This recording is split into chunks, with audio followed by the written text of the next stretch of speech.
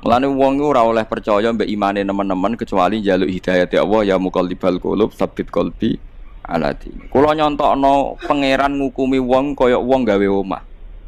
Omah iku wek-wekmu dhewe. Niku rungokno tenan nggih. Omah iku wek-wekmu dhewe kan terserah kowe. Misalnya terserah kowe gir kulon mbok gawe ruang tamu. Gir tengah ruang keluarga. Pol guri MCK WC.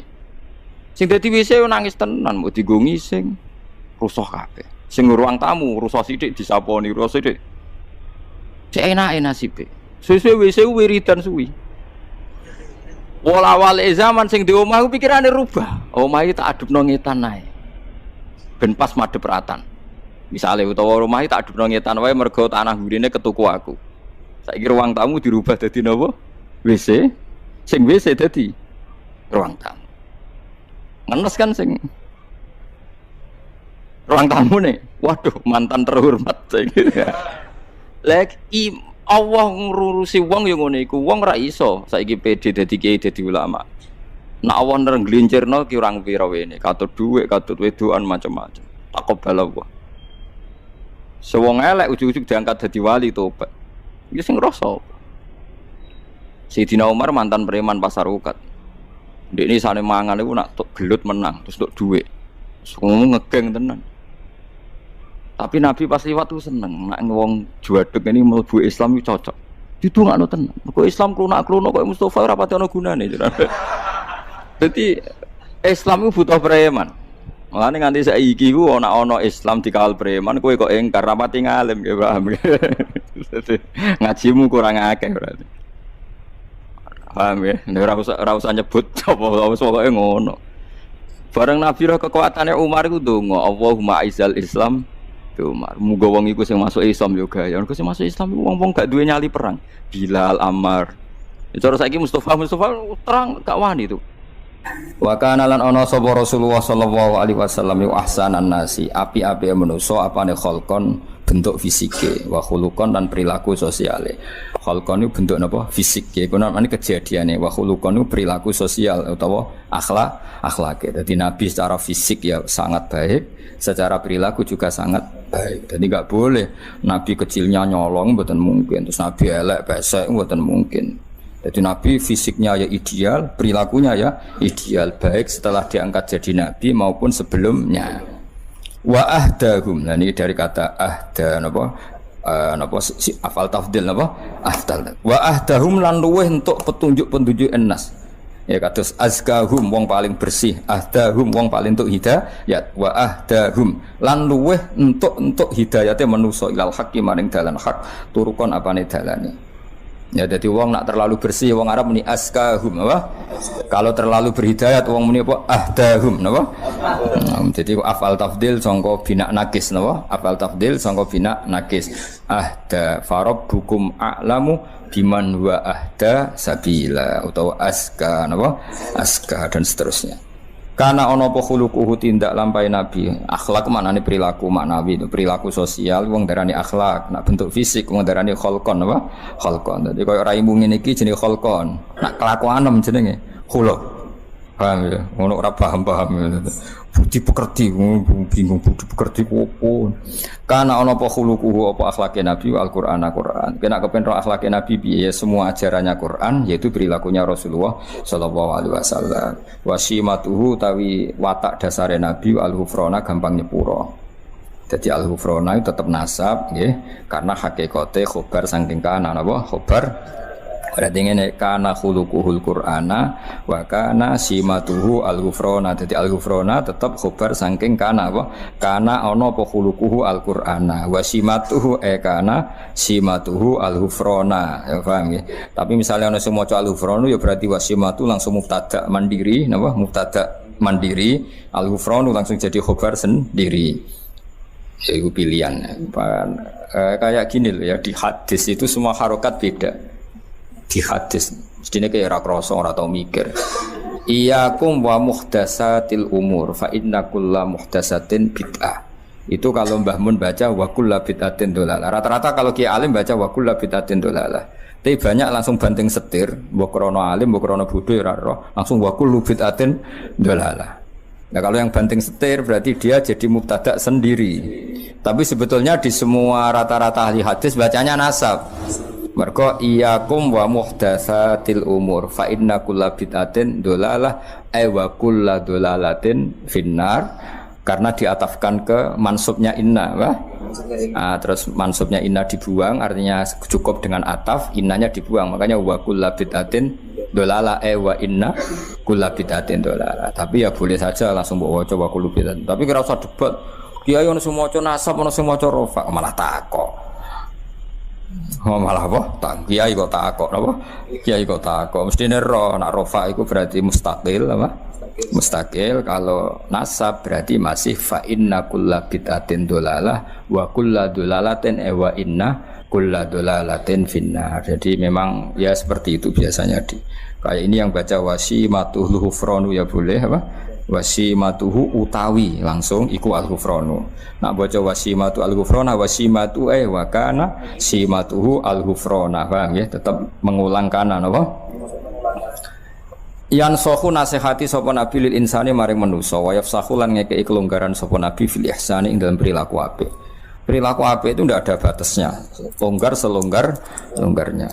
Masyhur Nabi nate ngaji ngeten iki kados kula panjenengan ngaji terus ada pemuda lewat meninggalkan majelis ngaji. Banyak sahabat yang mengatakan, "Wah, celaka betul pemuda itu, ada Rasulullah ngaji kok tidak ikut ngaji." Tapi Nabi dengan enteng ngendikan, pemuda itu ngerawat ibunya, ngerawat keluarganya. Jadi gak ngaji ya bagus. Karena ngerawat keluarga itu bagian dari ajaranku. Itu namanya yafsah longgar. Mana kula nggih niru ngoten. Kula mboten nate mbayangno khole bapak alumni kudu teko ndak harus seperti itu. Misal yang di rumah ibu ya nggak perlu datang di hallnya bapak, atau lagi golek pekerjaan ya apa nggak perlu datang, atau kejahatan ambil istri ya nggak perlu datang. Pokoknya khusnudon urip itu kudu yafsah fil ihsan longgar, karena kebaikan itu tidak terbatas.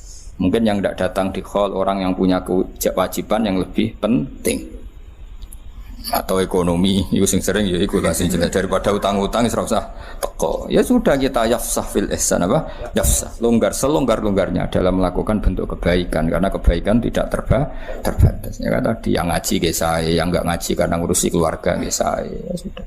Yang enggak ngaji karena tidur melupakan suka hidup ya sae, daripada melek rawani mergo ora duwe aktivitas wis napa turu. Kayak kancaku ning pondok turu. Kenapa turu? Melek epe wopo le Gus gak dipopo. Nah itu trik-trik melawan apa? Kemiskinan apa? Ya sudah itu ya baik. Soalnya semua kebaikan tentu baik. Zaman Nabi Sugeng wa yafsahu fil ihsan. Beliau longgar sekali dalam menentukan kebaikan. Ya selonggar-longgarnya. Jadi enggak boleh orang mendiktekan kebaikan pada orang lain. Santri khole kiai ini kok ora teko berarti santri apa? Tidak perlu seperti itu. Mungkin dia tidak datang karena masyarakatnya baru bikin masjid, dia ketua panitia, atau ibunya sakit, atau istrinya sakit. Kita tidak pernah tahu kemaslahatan apa bagi dia. Ya sudah, karena kebaikan longgar ya kita ikut longgar. Ojo asobiah kampungan. Mau sing kiai biasa ke sira kiai kok. Sing jembar napa? Jembar. Untuk santri alim ya barokah, bodoh ya barokah, setengah alim setengah bodoh ya barokah. Pira-pira zaman akhir gelem ngaji. Gak penting paham, gak penting. Butuh bakat, paham ya butuh napa? Butuh bakat. Ya sudah biasa aja. Wayak fulan gampang nyepura sapa nabi ani dzambi saking dosa ida kana nalikane ana apa dzambun fi haqqi dalam haqqi nabi wa sababilan sebab nabi. Nabi itu kalau dihujat orang atas nama pribadi beliau mudah memaafkan. Tapi kalau orang menghujat sholat, menghujat Quran, wah itu marah besar beliau, karena itu tidak hadzun nafsi. Jadi kamane cara bahasa Indonesia ya, jika urusan pribadi Nabi gampang memaafkan, tapi kalau urusan kehormatannya Allah, Nabi enggak bisa memaafkan. Wa idza du'a nalikane den sia-sia apa hak wa hak wa ta'ala lam yakum. Mongko ora bakal jumeneng sapa ahadun niku debi qiyamihi sallallahu alaihi wasallam. Niki ada tasbih yang dibuang. Semua surah, semua syarah mengatakan ada tasbih yang dibuang. Maksudnya gini, jika kehormatan Allah ditindas, jika kehormatan Allah dilukai, maka tidak ada orang segarang seperti garangnya Kanjeng Nabi. Jadi mereka sebenarnya lam yakum ahadun dihudubi hudubihi sallallahu alaihi wasallam. Paham ya? Nabi itu kalau untuk pribadi dihujat gak apa-apa. Tapi kalau yang dihujat Quran, itu Nabi akan marah besar. Dan tidak ada seorang yang bisa marah semarah Kanjeng Nabi. Paham ya? Jadi temriki begini, lam yakum ahadun di ghadabi ka ghadabin Nabi sallallahu alaihi wasallam idza du'a haqqullah. Paham ya? Jadi kamane sampai nak dadi kiai tenan niku misale nyeluk santri rapati cepet iku biasa. Nek ana santri kok ora subuh cepet-cepet kowe tersinggung. Mergo gak subuh cepet-cepet itu yang dilanggar haqqullah.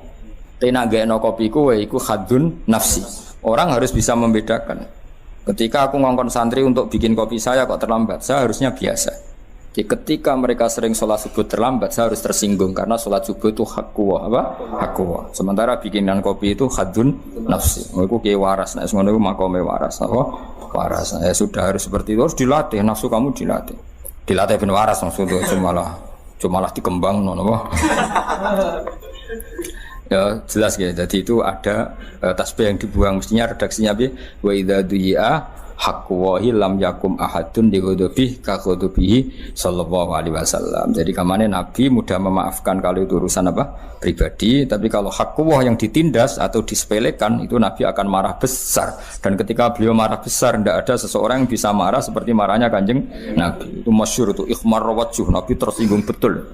Misalnya Nabi misalnya Mulang itu mengajar, khutbah itu kan mengajar dulu. Khutbah itu dibuat cara Nabi untuk mengajar. Beliau sedang nerangkan iddah itu kayak apa, tolak itu kayak apa, riba itu kayak apa. Kalau wong dolanan pulpen, sepele lah. Bahkan orang yang bilang ke temannya ansit, Nabi ngedikan ke menang. Itu malah diseneni sing ngomong. Padahal ngomongnya ngomong baik supaya temannya diam. Makanya Nabi dalam hal ilmu itu paling fanatik. Idza qulta li sahibika yaumal jumati ansit wal imam yahtub faqad lahad. Masyhur itu kan ada pas Nabi nerangkan ilmu ada yang main pasir. Apa? Ya pasir di garis-garis yang dulu kan enggak ada keramik. Itu Nabi duka betul. Karena Nabi tidak ingin ilmu yang luar biasa wahyu itu orang mendengarkan sambil dolanan pulpen, dolanan kertas, dolanan pasir itu tersinggung betul. Jadi Nabi kalau urusan ilmu itu tersinggung. Bahkan ketika khutbah kalau orang kajian, menang-menang Nabi ngendikan. Sing mengingatkan kebaikan pun ini dimarahi sama Nabi. Karena apa? Tetap dia menyaingi ngendikan kan? Apapun niat baiknya ini kan tetap jadi ngendikan tandingan kan?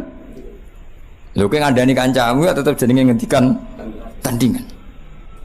Ya sudah harus menang semua. Kalau itu ada yang ngomong salah dibaro, dianggap wong liya. Makanya saya termasuk orang yang fanatik seperti itu. Saya beberapa kali ngajar di sarang, misalnya ada anak terlambat, terus salaman sama saya rata-rata menolak karena nggak fair. Mau yang datang awal saja nggak saya beri hak salaman, kok yang terlambat malah tak beri hak salaman, itu kan nggak fair. Kan lucu kan, masa yang terlambat malah punya hak salaman. Hal seperti itu harus fanatik. Apalagi yang terlambat itu menyita perhatian yang sudah hadir, itu nggak boleh. Seperti tadi, kenapa? Nabi ketika khutbah ada orang yang mengingatkan orang lain bilang ansit, itu kan peringatan yang baik. Tapi Nabi mengatakan faqat laghut, kamu salah apa?